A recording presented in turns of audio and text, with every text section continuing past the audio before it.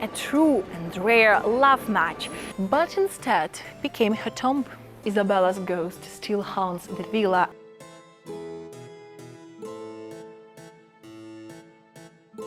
When we talk about Medici women, one name usually dominates the conversation. Catherine de' Medici, Queen of France, known all around the world and famous or infamous for her poison plots and political intrigue. However, she was not the only Medici woman who lived a life wrapped in power, mystery and tragedy. Here in Florence, another Medici princess glittered at court only to die mysteriously in a lonely villa. Her name is Isabella de' Medici, a woman the history has almost forgotten. Now don't forget to subscribe if you're new here and come with me as we walk around Florence, and not only Florence, and discover the history of this extraordinary woman that you most probably do not know.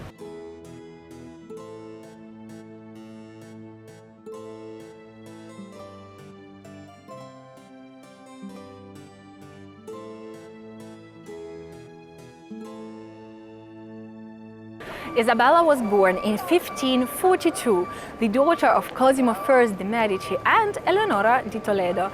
Unlike most Renaissance marriages, Cosimo and Eleonora's was a true and rare love match.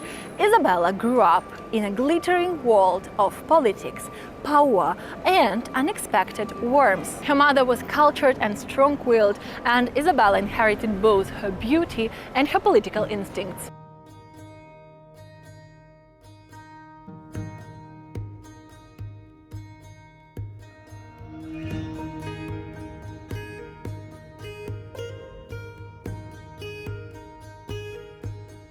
As a young woman, Isabella shone at court. Intelligent, witty and charismatic, she wasn't content to just smile in the background. After her mother's death, she even stepped into the role of Florence's first lady, representing the dynasty with grace and a touch of defiance. She was the patron of the arts, enjoying Florence's rich cultural scene, and she was a skilled artist herself. She even wrote her own music.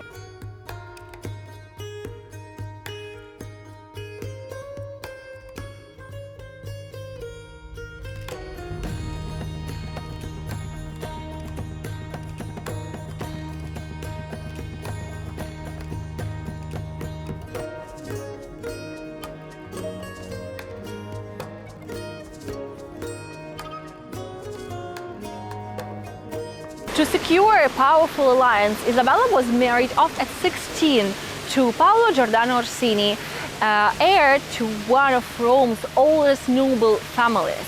But Cosimo wasn't exactly thrilled with his new son-in-law's financial habits, so in a rather scandalous twist for the time, he kept both Isabella and her enormous dowry here in Florence. This meant Isabella enjoyed a freedom most Florentine wives could only dream of. She stayed close to her family, managed her own affairs, and reigned at court with unusual independence.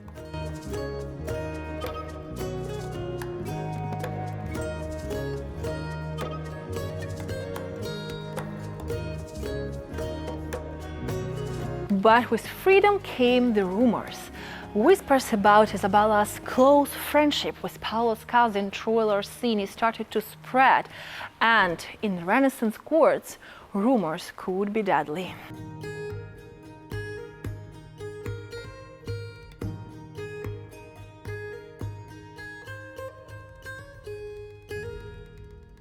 In the summer of 1576, Isabella came here to Cerreto Guidi to a family villa, which was supposed to be a hunting holiday, but instead became her tomb.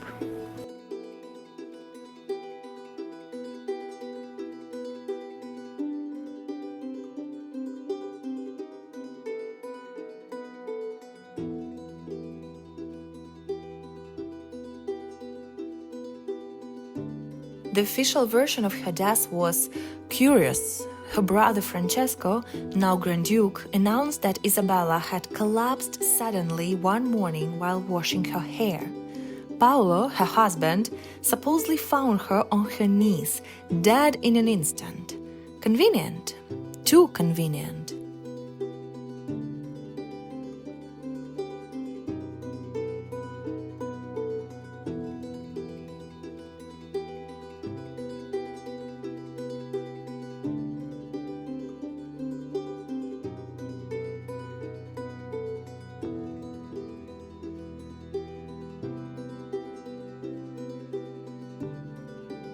If you believe the story, the Ferrarese ambassador in fact reported that Isabella had been strangled at midday in front of servants by her own husband. Others whispered that Francesco, her own brother, ordered her death. Why? Because of her supposed affair with Troy Orsini. Whether out of jealousy, politics, or brutal defense of the family honor, Isabella's life was cut short in the most chilling of ways.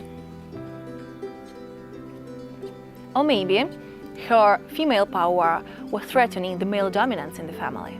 Surprisingly, or maybe not so surprisingly, Isabella was not the only Medici woman to die so suddenly. Just a couple of days before her death, Isabella's cousin Leonora was murdered in another villa by her husband Pietro de' Medici. Two Medici women, two accidents that nobody believed, two sudden deaths.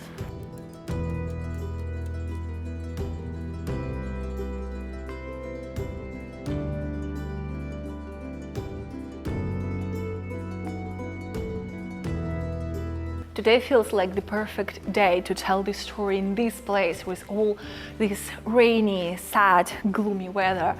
And Cerreto Guidi feels like this town where time stands still, where you are still transported back to the Renaissance era.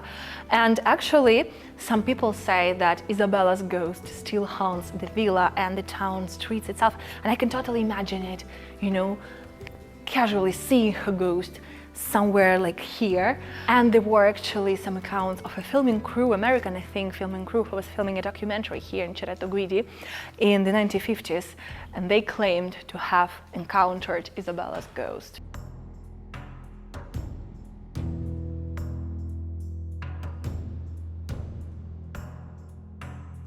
Was Isabella truly guilty of infidelity, or was she just too free-spirited, too independent, too dazzling for the world she lived in? We may never know. What we know for sure is that her death became buried under layers of secrets and silence and scandal, while her cousin Catherine became the queen known and remembered across Europe. Isabella de' Medici slipped into obscurity. A forgotten Medici whose death still lingers as one of Renaissance Florence's darkest mysteries ever.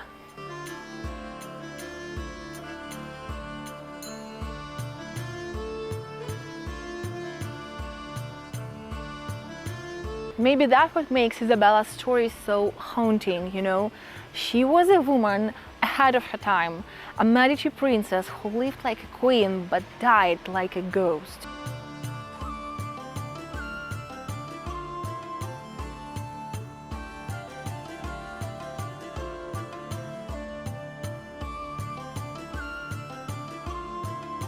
Clearly, Isabella's story is not forgotten, even though she's definitely a lesser-known Medici. But, you know, bringing this story to life in places where these people used to walk and used to live and even died definitely makes them feel so alive. I can basically feel and imagine her walking here, and her presence is still felt in this villa. So yeah, having said that, I hope that you enjoyed this story, and I will come back next week with a new story, and I wish you all a great day ahead. Thank you so much for watching.